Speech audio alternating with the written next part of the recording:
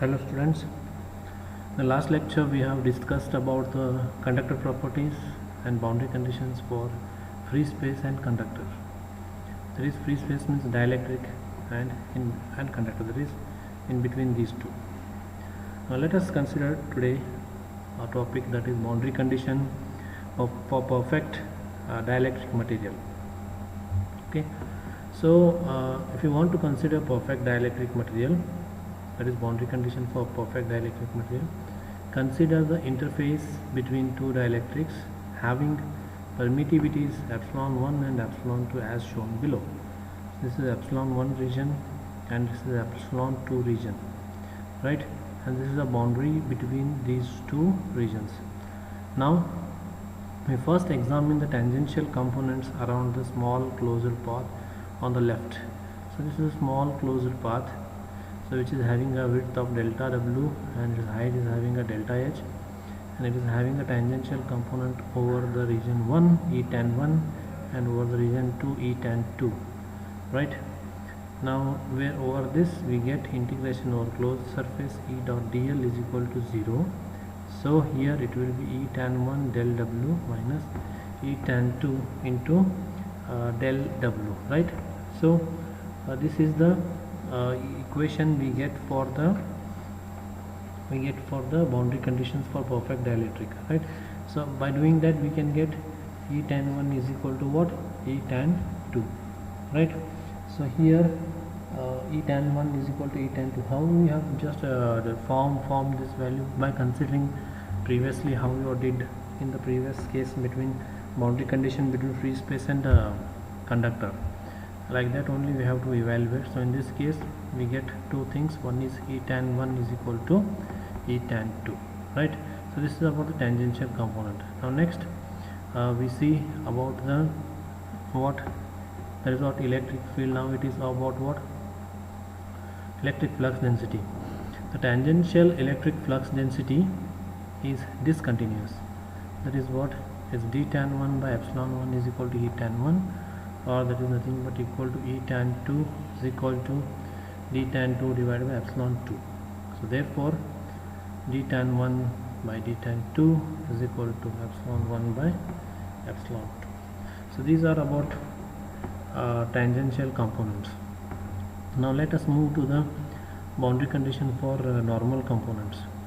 On the normal components are found. So by applying the Gauss law to the small cylinder shown at the right of the previous figure, next net tangential flux is 0. So that will be dn1 delta s minus dn2 delta s is equal to delta q, which is nothing but rho s delta s. So therefore dn1 minus dn2 will be equal to rho s.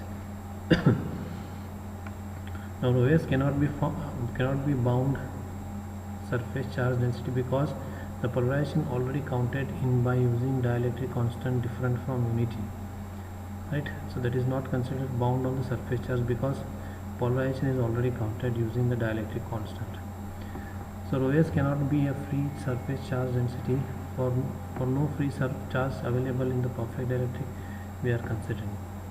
So rho s exists in the special cases where it deliberately placed there, right? Next, therefore, except the special case where we may assume rho s is 0 on the interface, then you can have dn1 is equal to dn2.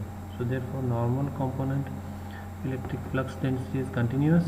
It follows that epsilon 1 en1 is equal to epsilon 2 en2, right?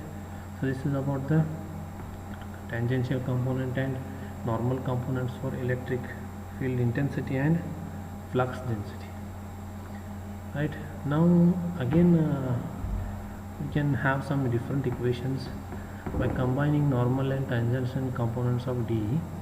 So this is d tan 1 and this is dn1, so we get a d1, and for this epsilon 1 bond, this is the boundary, and this is a d tan 2 and it is a dn1,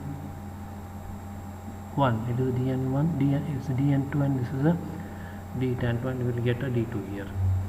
So in this region epsilon 1 is greater than epsilon 2 and theta 1 is greater than theta 2. So therefore dn1 is equal to d1 cos theta 1, that is equal to d2 cos theta 2 is equal to dn2. d tan 1 by d tan 2 is equal to d1 sin theta 1 divided by d2 sin theta 2 is equal to epsilon 1 divided by epsilon 2.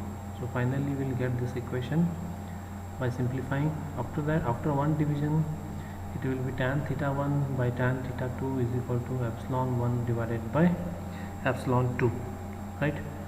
Now next, here you can see that epsilon 1 is greater than epsilon 2, theta 1 is greater than theta 2. Now again the same thing here, same figure is considered here.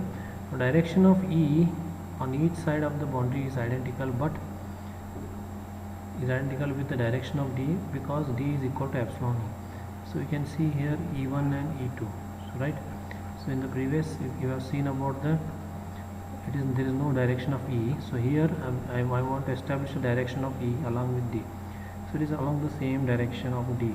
So it is E1 is along D1, E2 is along D2. So therefore epsilon E11 is equal to epsilon 2 En2. There is nothing but E tan 1 is equal to E tan 2, right? Now the relationship between d1 and d2 may be found from, so d2 is equal to d1 into root of cos square theta 1 plus epsilon 2 divided by epsilon 1 square sin square theta 1. Now nextly, the relationship between e1 and e2 may be found from e2 is equal to e1 into root of sin square theta 1 plus epsilon 1 divided by epsilon 2 square cos square theta 1, right?